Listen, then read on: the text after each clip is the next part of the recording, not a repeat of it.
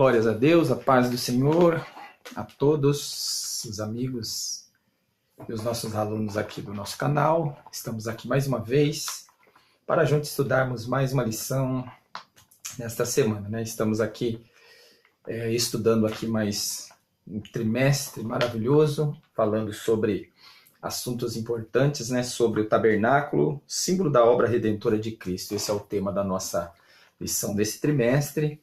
E nós estamos já na lição de número 6, estamos falando aqui agora, já estamos, né, na parte aqui do tabernáculo, né, já caminhamos, já fazemos aqui nosso tour, né, pelo arraial, passamos ali pelo portão, passamos pelo santuário, né, em si, e chegamos agora dentro, né, pro lado de dentro, passamos pela pia, né? Passamos ali por vários objetos ali, já estamos agora chegando agora na parte exterior e interior aqui do nosso tabernáculo. Então nós iremos falar hoje sobre as cortinas do tabernáculo. Então nós já entendemos algumas partes, né? Já compreendemos a respeito do sacrifício, do altar, né? Do sacrifício, da pia ali, da purificação. E já fizemos essa caminhada aqui geral. E agora chegamos agora aqui a tratar agora desse né, tabernáculo maravilhoso. Nós vamos falar agora sobre as cortinas e sobre alguns objetos aí que compõem aqui o nosso tabernáculo, amém?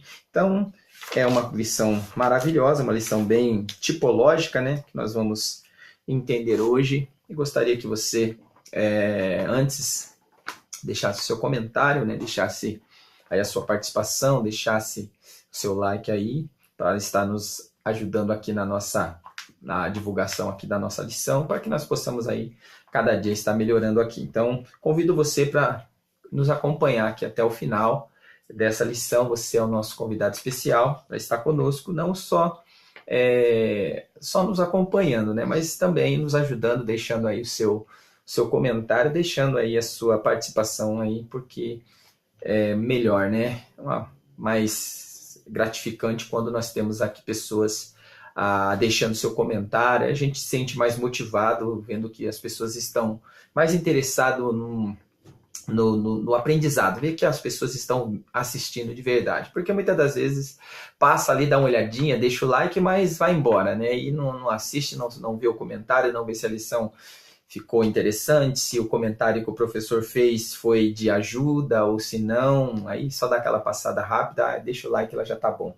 Mas eu gostaria que você participasse, que você assistisse, comentasse aí naquilo que nós fomos felizes, aquilo também que nós não fomos infelizes, ou que nós fomos infelizes, né? Você deixasse também aí seu comentário para estar nos ajudando aqui a estar corrigindo aqui os nossos erros, porque nós estamos aqui procurando fazer o melhor, né? Então, quando há erros, se nós não sabemos aonde nós erramos, mas você que está nos vendo, está nos assistindo, você pode estar nos ajudando aí a estar cada dia corrigindo os erros que nós cometemos aí. Errar é humano, mas permanecer é engano. Então, te convido aí para estar nos ajudando a fazer essas correções, a estar pedindo aí mais, né, uma forma melhor aí e tal. Participe aí, que é interessante quando você participa. Mas vamos lá. Então, a lição de hoje, vamos já entrar aqui, a lição de hoje é a lição de número 6. A lição de hoje é a cortina dos tabernáculos. Falaremos sobre toda essa cortinada aí maravilhosa que compunha aqui o tabernáculo, tá? Então, nosso texto áureo está em 1 Coríntios, capítulo 10, verso 11, que vai dizer assim: ora, tudo isso lhes sobreveio como figura, e estão escritas para aviso nosso, para quem já são chegados aos fins dos séculos. Para quem já são chegados os fins dos séculos. Então, tudo isso, né? Tudo que nós vemos, gente, tudo que nós estamos acompanhando aqui no Antigo Testamento, do Êxodo, né? Levíticos, Números. Então, todos essas simbologias, né? Todas essas simbologias, todos esses artefatos ali que compunham ali o tabernáculo, né? A arca, toda essa parte estrutural ali do tabernáculo, toda essa mobília que fazia parte ali, tudo isso, ele foi algo, ou ele é, né, na verdade, ele é algo importante, sim. Só que para nós, como hoje, cristãos, que estamos baseados na palavra de Deus, mas nós estamos baseados naquilo que Jesus fez, nos atos que Jesus fez,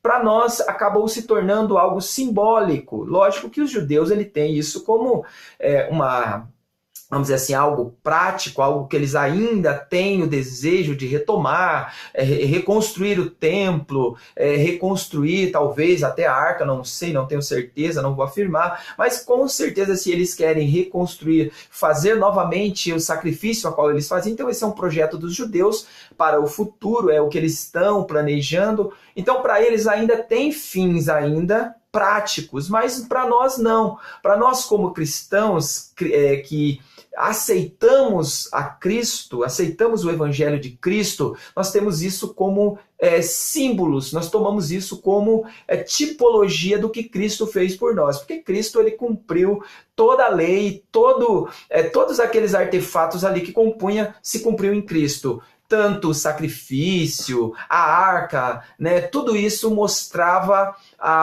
para o ato de que Jesus viria, para o ato que Jesus viria e cumpriria todo esse ato aí para trazer salvação a nós através de Jesus. Então, para nós, isso lógico é tudo simbólico, é uma simbologia que ficou ali no Antigo Testamento, mas que para nós lemos, compreendemos, estudamos, para nós entendermos passo a passo como se deu a nossa fé, como se dá a nossa fé, através do que veio, né, a nossa fé. Então nós estamos baseados nesses artefatos aí, só que para nós é simbólico. Hoje nós não acreditamos, nós não temos a arca como nossa regra de fé, ou como nosso objeto de fé, mas nós temos a arca como um artefato que fez parte da cultura judaica, que fez parte lá daquele princípio, daquele ponto ali que os judeus estavam no deserto ali. Só que tanto que hoje, né, hoje nós sabemos que a arca nem existe mais, se existe, alguém escondeu, né, talvez eu acredito que até nem exista mais, porque se existisse, acredito que haveria uma idolatria muito grande em volta dessa arca, né? Traria essa arca como um objeto de idolatria. Tanto que também me faz lembrar o que Deus até fez com o próprio Moisés. Moisés ele foi um dos grandes líderes, né, que tirou o povo, que essa história ela tem base com Moisés, né? E se quando ele morreu não tivesse sido, Deus não tivesse pegado o seu corpo que morreu e tivesse escondido o seu corpo, dado um fim ali, né, no seu corpo ali, escondido aquele corpo físico de Moisés, acredito que a própria Bíblia vai dizer que o diabo ele contendeu, ele fez uma contenda, ele brigou ali pela posse do corpo físico de Moisés. Para que isso? Talvez para que isso se tornasse uma idolatria, para que o corpo físico de Moisés enganasse a muitos, mas Deus com a sua onipotência, onisciência, onipresença, com a sua sabedoria, ele soube fazer as coisas tudo certo para que não houvesse essa idolatria. Mas, infelizmente, alguns ainda hoje, né, tem ali, não tem Moisés, mas como objeto de idolatria. Mas alguns pegam, né, alguns, infelizmente, inocentes na fé, pega ali Maria, né, pega Maria como o seu objeto de idolatria. Mas Maria, ela foi a mãe de Jesus homem. É uma mulher respeitada por todas as religiões, sim, mas porém uma simples mulher que teve o seu papel importantíssimo na história, mas não é um objeto de idolatrar. Tá bom? Mas vamos lá, vamos seguir aqui a nossa lição, tá? Então vamos lá, olha só. A verdade prática diz assim: comparando as coisas simples do tabernáculo com as celestiais, aprendemos as verdades que nos levam ao crescimento espiritual. Então, tudo isso que nós estamos aprendendo, tudo isso que nós estamos aqui passando, são tudo para o nosso crescimento espiritual. Nós precisamos sim conhecer, nós precisamos entrar na história, buscar ali, né? Tem muitos arqueólogos, né? Até um deles que eu respeito, que eu gosto muito, o Rodrigo Silva, ele mostra muitas coisas interessantes, né? No campo da arqueologia, e a arqueologia ela traz luz, ela joga uma luz para a nossa fé hoje, para a nossa crença, né? Que ela traz a verdade, as verdades que compõem as Escrituras. Então, nós só cremos nas Escrituras, claro, porque ela é a palavra de Deus, mas nós cremos, nós temos mais convicção dela pelos achados, né, arqueológicos que são ali encontrados todos os anos, meses ali que seja, que eles estão sempre descobrindo ali objetos novos e mostrando que verdadeiramente o que está escrito na Bíblia é verdade. Tá? Então vamos lá. A nossa leitura bíblica em classe se encontra em Êxodo, no capítulo 26, do 1 ao 14. Eu não vou ler aqui na revista, porque ela está na linguagem ainda aportuguesada. Eu vou ler aqui na Bíblia Sagrada, aqui na linguagem de hoje, porque ela tem assim uma linguagem mais atual. Então nós conseguimos entender melhor aqui. Então vamos lá. Êxodo, no capítulo 26, que vai falar sobre esse texto, vai falar assim, o verso 1. O Senhor disse a Moisés: faça a parte de dentro da tenda sagrada com 10 cortinas de tecido feito de linho fino e de fios de lã azul, púrpura e vermelha. Nessas cortinas serão bordadas figuras de querubins. Cada cortina deverá ter 12,5 metros de comprimento por 1,80 metro de largura. Costure 5 delas umas nas outras, formando assim uma só peça. Faça a mesma coisa com as outras 5. Ponha lançadas de tecidos azul na beirada de fora da última cortina de cada uma das 2 peças de cortinas.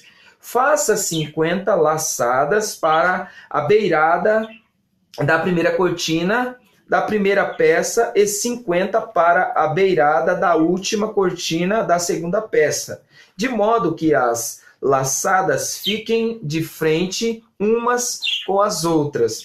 Faça também 50 prendedores de ouro e com eles junte os 2 jogos de cortinas para que forme uma só peça. Faça uma cobertura para a tenda com 11 pedaços de pano feito de peles de cabra. Os pedaços deverão ter o mesmo tamanho, medindo 13,30 metros de comprimento por 1,80 metro de largura. Costure 5 pedaços uns aos outros, formando uma peça, e os outros 6 formando outra peça, ficando o 6º pedaço dobrado na parte da frente da tenda. Ponha 50 laçadas na beirada do último pedaço da primeira peça e 50 laçadas na beira da outra peça. Faça também 50 prendedores de bronze e passe esses prendedores nas laçadas, juntando assim as duas peças uma com a outra, para que formem uma coberta ou uma cobertura só. A metade da cortina que sobrar ficará pendurada na parte de trás da tenda. Os 45 centímetros que sobrarem de cada lado do comprimento das cortinas ficarão de um lado e de outro para cobrir a tenda. Faça mais uma cobertura de peles de carneiro, tingido de vermelho, e em cima desta coloque outra cobertura feita de peles finas. Faça também armações de madeiras de acácia para a tenda. Cada uma das armações terá 4,45 metros de comprimentos por 67 comprimentos de largura, até o verso 16. Então nós lemos aqui, né, na Bíblia, na linguagem de hoje, que é uma linguagem mais fácil de você compreender, né? os primeiros capítulos, os primeiros versos, né, até o verso de número, dos primeiros versos até o verso de número 7, até o verso de número 6, ele está falando aqui das cortinas que fazia o fechamento, que estava nas partes laterais, na parte da frente, na parte laterais e na parte do fundo. Então ele fala que foi feita de 10 cortinas, né, com 3 tipos de cores. Então essas 10 cortinas eram entrelaçadas umas nas outras, 5 de cada. Eles pegavam e entrelaçavam uma nas outras e pegavam os seus objetos ali para poder travar uma na outra, para ela ficar ali uma parede de uma cortina entrelaçadas, para que não houvesse facilidade para se abrir ou para o vento, até mesmo o vento ficar soprando. Então eram várias cortinas ali entrelaçadas umas nas outras para poder fechar as laterais ali da tenda. Aí do verso 7 em diante, aí ele já fala assim: faça uma cobertura para a tenda com 11 pedaços de pano feito de peles ou de pelos de cabra. Aí era pegado ali já 11 pedaços de panos, né? Claro que era peles, né, de cabritos, de cabras, e era juntado uns aos outros para poder fazer a parte da cobertura. Então você vai ver que as partes laterais eram feitas de cortinas, tecidos de linhos finos, né? De linhos ali. E já a parte de cima já era feita de um material mais resistente. Ele fala aqui que por baixo tinha a parte de cima, né, que era a parte que cobria, né, para que não houvesse o sereno, para que não houvesse, ou chovesse, alguma coisa assim, por causa do frio, era feito com aquela pele. A primeira parte de cima era feita, a parte externa era feita como que se fosse um couro mais duro, que era o couro de texugo ou couro de golfinho. Mas aí já pela parte de baixo, que, né, estava por parte de baixo, já estava já com peles de carneiros ou peles, né, de animais ali, já para dar um requinte mais, né, para que não entrasse algum tipo de frio, algum tipo de, né, vento para dentro do tabernáculo. Então você vê que ele tinha o seu rústico, né? O rústico ele compunha ali a parte externa daquele tabernáculo, porém a parte interna já era de um requinte mais sofisticado. Então você vê que por dentro não tinha muita beleza. Por dentro daquele tabernáculo não compunha beleza. Mas já pro lado de fora, pro lado de fora, ele não tinha tanta beleza, mas pro lado de dentro ele tinha um requinte de mais luxo. Por quê? Porque por dentro você vê que já tinha as cortinas que estavam por dentro, ela já tinha bordado de ouro. Era bordado de ouro com algumas esfinges, com alguns desenhos, né? Que eles bordavam alguns desenhos de querubins, né? Pelo lado de dentro, por todo o lado de dentro do tabernáculo. E também as madeiras, né? Que era a estrutura daquele tabernáculo era feita de madeira de acácia, porém aquela madeira ela era toda revestida de ouro. Então você vai ver que era madeira, porém o seu revestimento já era um revestimento mais sofisticado, feito de ouro. E outros componentes que estavam ali dentro daquele tabernáculo, que também tinha, era ouro, né, que compunha ali, ouro, prata, bronze, pedras preciosas. Então você vê que tinha, né, componentes mais luxuosos pelo lado de dentro. Aí isso traz o entendimento de quê? Qual é o entendimento do que nós trazemos aqui? Hoje nós estamos preocupados, eu vou trazer mais pelos dias atuais. Tá? Vou trazer pelos dias atuais, depois vou trazer a tipologia para Cristo. Mas para os nossos dias atuais, hoje nós estamos vendo, nós estamos se adequando à luxuosidade. Hoje as igrejas, né, os prédios, os templos, eles estão sendo luxuosos eles estão sendo construídos de uma forma luxuosa, tanto pelo lado de fora como pelo lado de dentro. Então está se dando mais ênfase à construção, aquilo que está, a estética daquilo, né? Então está se dando mais importância à parte estética do que até mesmo à parte interior. Então está se dando mais importância às pedras, ao objeto, do que até mesmo o que é mais importante. Uma passagem que me faz lembrar Jesus dizendo para os seus discípulos, quando ele se encontra ali em frente o templo, quando já era o templo já feito, né, com materiais, né, já não mais com cortinas, não, já era feito de materiais mesmo, né, cimento, de pedra. Aí Jesus, ele olha, ele vê aquele templo, aí ele fala, alguns falam para ele a respeito da suntuosidade do templo, que tinha sido reconstruído, né? Que tinha sido reconstruído. Mas Jesus falou assim, olha, esse templo, ele não ficará pedra sobre pedra que não seja derribado, né? Então aí alguns perguntam a respeito do templo, sobre as riquezas que tinha no templo, sobre o valor que tinha no templo, só que Jesus, ele foi além. Não, mas e se a oferta? E se a oferta? E se a mesa? E se a mesa de propiciatório? Né? Mas Jesus falou assim, não. O que mais importante não é o que está em cima. Não é apenas a oferta, não é o que está em cima.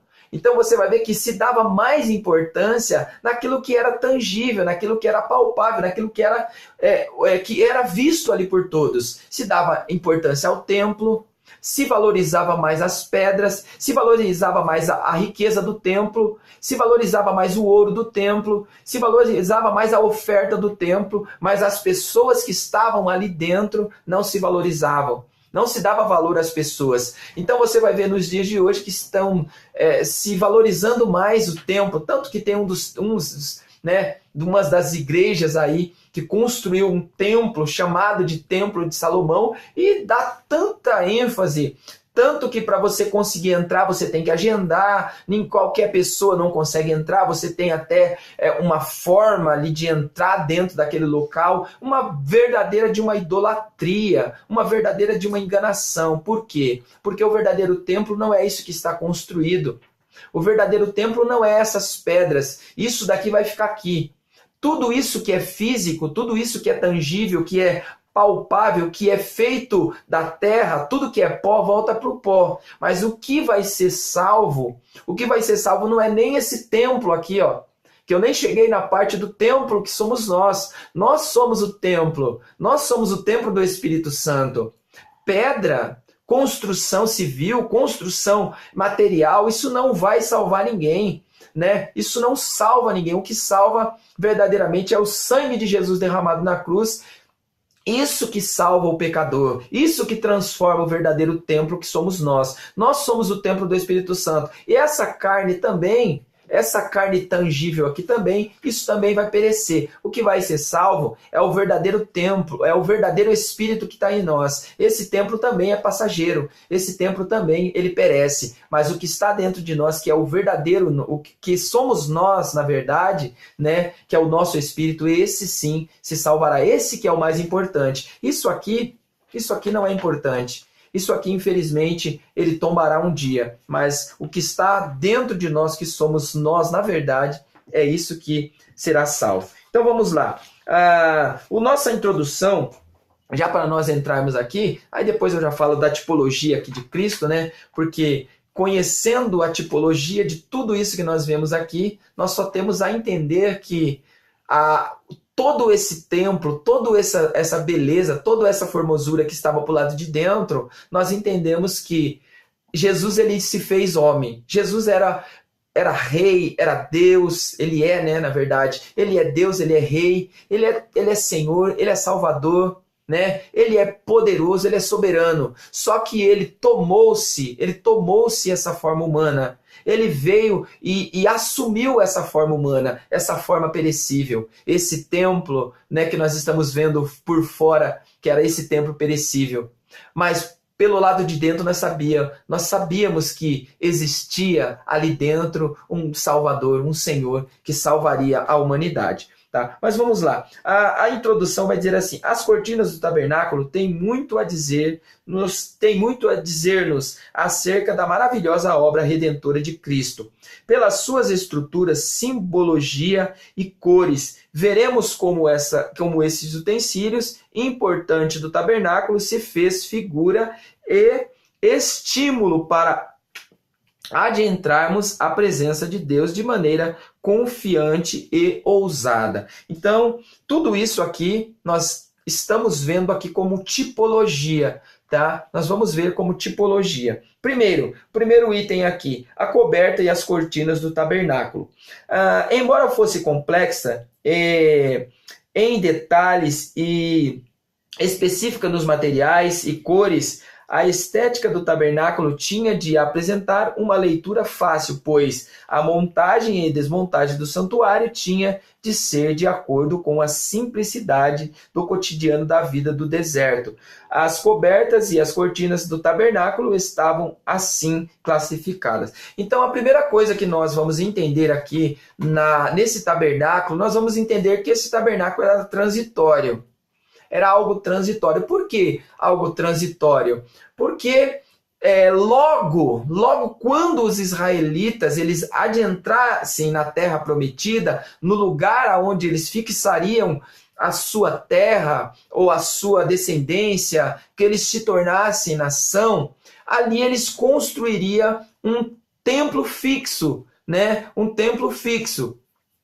Então, esse tabernáculo ele era algo que era um passageiro, era algo que montava e desmontava. Então, ele não tinha um local fixo para estar. Aonde Israel estava, aonde eles montavam o seu acampamento, ali eles montavam novamente aquele tabernáculo. Então, você vai ver que era algo transitório. Por quê? Porque aquilo deixaria de existir quando fosse construído o tabernáculo pelas mãos ali, que foi construído, né, mais para frente pelas mãos de Salomão. Então deixou de existir aquelas mobílias. Aquelas mobílias perdeu valor quando o tabernáculo foi construído pelas mãos de Salomão. Então Deus parou de morar em barracas, né? Vamos dizer assim, deixou de ser nômade para agora se tornar um Deus que tinha uma habitação aqui na terra. Eu estou sendo sarcástico aqui, porque Deus não é nômade, né? Deus ele é dono de tudo, mas eu estou usando aqui essa forma, essa figura de linguagem para nós entendermos aqui. Porque Israel,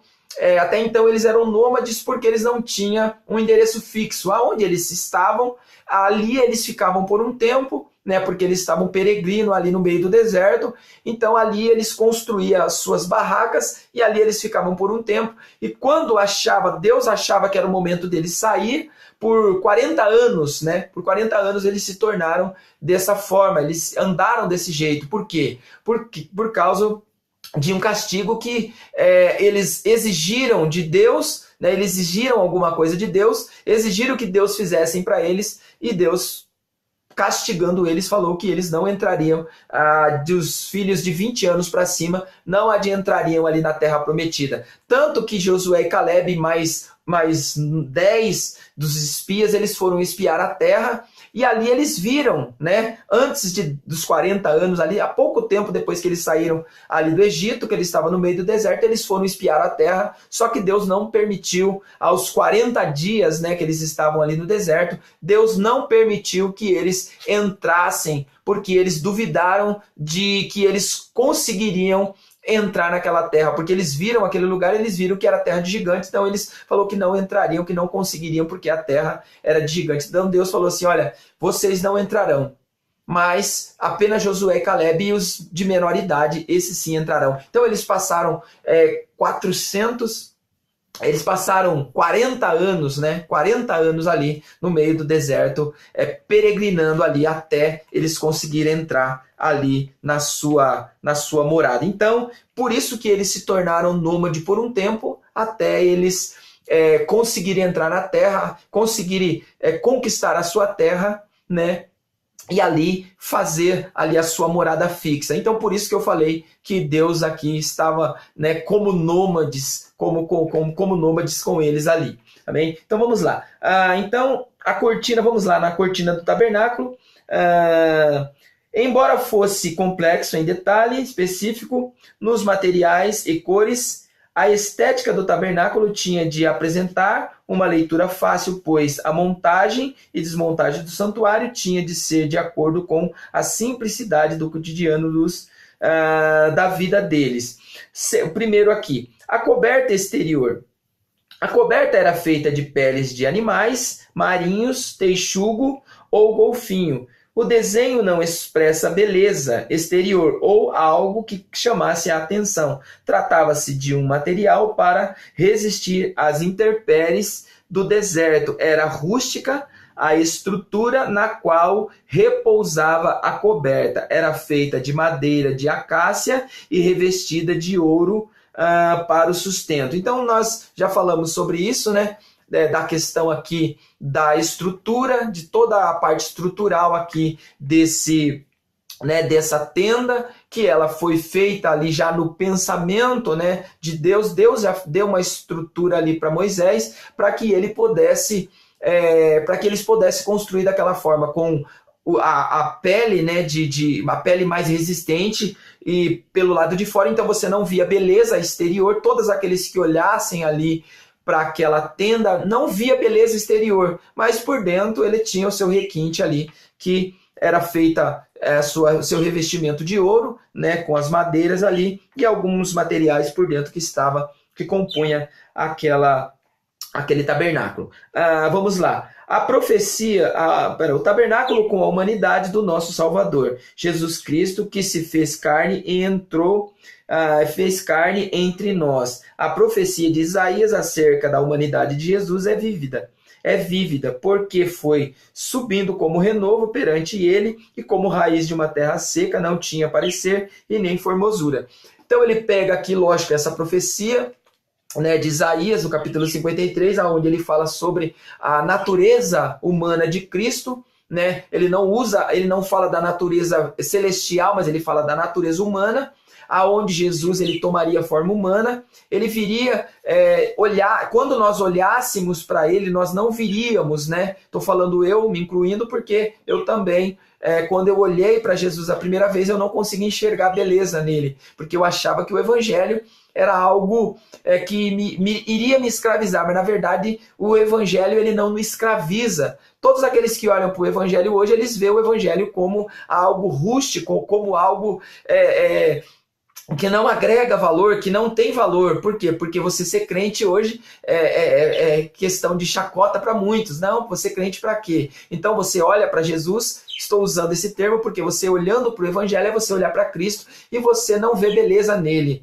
Mas quando você consegue enxergar a beleza no evangelho, que é o mesmo, a beleza em Cristo, você consegue ver que há algo de importante no evangelho, há algo de maravilhoso. Então nós olhamos para ele e não conseguimos enxergar beleza alguma. Isso não nos atraiu. Mas ele levou sobre si, mesmo nós não aceitando, mesmo nós não enxergando tudo isso, ele levou sobre si as nossas enfermidades. Ele fez aquilo que nós não conseguiríamos fazer. Então Jesus ele assumiu essa forma humana, né? Ele assumiu essa forma humana, ele padeceu como humano, para que nós tivéssemos essa beleza hoje, que é a cruz, que nos traz a salvação. Lógico que a cruz é o símbolo da morte e ressurreição de Cristo, não que aquele objeto, né, feito de madeira ali nos salva, não, claro que não, mas é o ato que Jesus foi levado à cruz que nos salva, porque ele morreu ali naquela cruz em nosso lugar, padeceu em nosso lugar, mas ele ressuscitou também ao terceiro dia, e essa ressurreição nos traz a certeza da vida eterna, da salvação em Cristo. Segundo aqui, as cortinas internas. Por baixo da coberta exterior havia uma coberta de peles de carneiro tingidas. Olha só, me faz aqui um entendimento, né? Logicamente que nós já entendemos que a primeira parte, a parte externa, era uma parte que não tinha beleza. Mas logicamente que a parte interna já era uma parte mais de você observar e ver a beleza que estava dentro daquilo. Então nós entendemos que todo ato, né, de que Jesus ele fez em nós, todo ato de transformação nós vemos a transformação por fora, sim, nós conseguimos ver, mas a transformação maior não é apenas no nosso exterior, que nós deixamos de ser, pecadores, deixamos a vida de pecado, e quando nós estávamos no pecado, nós éramos desfigurados pelo pecado, mas a salvação ela veio e nos trouxe uma luz ao nosso rosto. Mas a beleza maior não está no nosso exterior, a beleza maior está dentro de nós, está no nosso interior, porque Jesus ele transforma primeiro o lado interno. Jesus ele traz beleza para o lado interno, para depois isso transferir para o lado externo. Então isso é maravilhoso saber que a beleza maior está no lado interno, mas ela traz uma beleza para o lado externo. Quem consegue enxergar, mesmo vendo o rústico, né, mesmo olhando para o rústico e conseguindo enxergar a importância, enxergar a beleza naquilo que é rústico. Mas tem muita gente, tá? Tem muita gente que não consegue ver, que só quer ver a beleza, que só quer ver aquilo que ele quer enxergar. Mas vamos lá. Vamos partir aqui para o segundo tópico aqui. Segundo tópico, ele fala da cortina do tabernáculo, que a cortina do tabernáculo nós já entendemos aqui, as separações, né? Que as separações dos ambientes ali, o ambiente entre a cerca e o tabernáculo era o pátio. Havia um cortinado branco de linho fino, torcido, que tinha por objeto fazer a separação dos pecadores para dentro do pátio. Olha que coisa interessante, gente. Qual que era o significado daquelas cortinas de linhos brancos ali, que tanto separava a parte do pátio, como também tinha as cortinas que separavam o santuário. Primeiro, logicamente que as pessoas comuns, né, os israelitas comuns, eles ficavam do lado de fora. Então você vê que eles praticavam pecado o ano inteiro. Então eles sabiam que para dentro daqueles linhos, daqueles panos, ali existia um tabernáculo, existia um objeto ali, objetos de purificação, algo ali que habitava a presença de Deus naquele lugar. Então ele sabia que para dentro daquela cortina eles não podiam entrar com os seus pecados. Mas quando eles ofereciam o seu sacrifício, e o sacerdote ele adentrava naquele lugar santo, os seus pecados eram purificados. Então não podia. A separação era que o lugar, aquele lugar ali que eles viam todos os dias, era um lugar de purificação. Então eles não podiam entrar ali dentro, porque era separado. Agora, olha só que coisa interessante. Hoje nós temos esse lugar, hoje nós temos essa separação? Não. Jesus, quando ele veio, ele botou o fim, ele quebrou ele extinguiu essa cortina que separava. O véu se rasgou. Aquele véu que separava o pecador do Deus que limpa o pecador foi se quebrado, foi se extinguido. Então não existe mais essa separação. Hoje nós temos livre acesso. Nós entramos de qualquer maneira na presença de Deus? Não, claro que não. Mas quando nós se achegamos a Deus, mesmo com os nossos pecados, quando nós se achegamos a Deus, nós somos limpos diretamente por Ele. Nós não precisamos de uma interferência sacerdotal para que os nossos pecados sejam perdoados. Não, nós temos o Espírito Santo que nos limpa de todo pecado. Então nós adentramos na presença de Deus, nós temos livre acesso. As cortinas que fechavam o santuário, ela não existe mais. Aquelas cortinas que fechavam o pátio do lugar santo, não existe mais. Hoje nós temos livre acesso, nós entramos direto no Santo do Santo, nós entramos direto na presença de Deus. Vamos lá. Então nós já entendemos aqui as cores, só para nós fecharmos as cores e encerrar aqui. Primeiro, existia 3 cores. Era 3 cores ali que compunham ali aquelas cortinas. Então, a primeira cor era o azul celeste. A segunda cor era o púrpura, a cor púrpura, que era um vermelho, né? Que era um vermelho. Que era o roxo, desculpe. A cor púrpura era o roxo, tá? Então, a cor escarlate, que era o vermelho, que era o carmesim, né? Que era a cor, aquele vermelho mais forte, aquele vermelho mais vamos dizer assim, com a cor mais né, mais forte, mais atraente, que era o sangue derramado, né? Que o sangue de Jesus ele é considerado como sangue carmesim, aquele sangue mais puro, mais forte, né? Então, vamos aqui as três cores, essas três cores compunha ali as cortinas. Então, a primeira cor era a cor azul. É uma cor que remete aos céus, aos céus e indica a origem celestial de Cristo. Primeiro, esse azul, ele representa a altura, né? Que é o céu.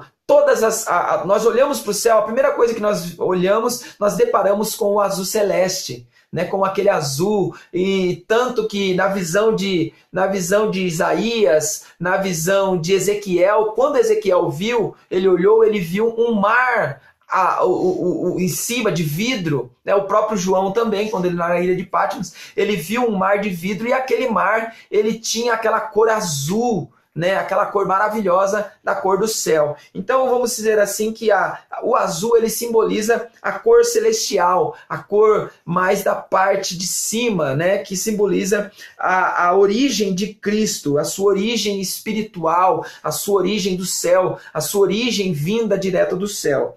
A segunda cor, púrpura, a púrpura era um tecido roxo obtido de molúsculo que estão no fundo dos mares. Então você vai ver que se uma simboliza o céu, a outra simboliza o fundo do mar, os oceanos, né? o fundo dos oceanos. Aí isso me dá a entender o quê? Que Deus o poder de Deus ele está no céu e ele está no mais profundo dos oceanos. Então Deus ele domina tanto em cima como no mais profundo dos oceanos, né? Então a cor púrpura aqui ela simboliza a profundidade.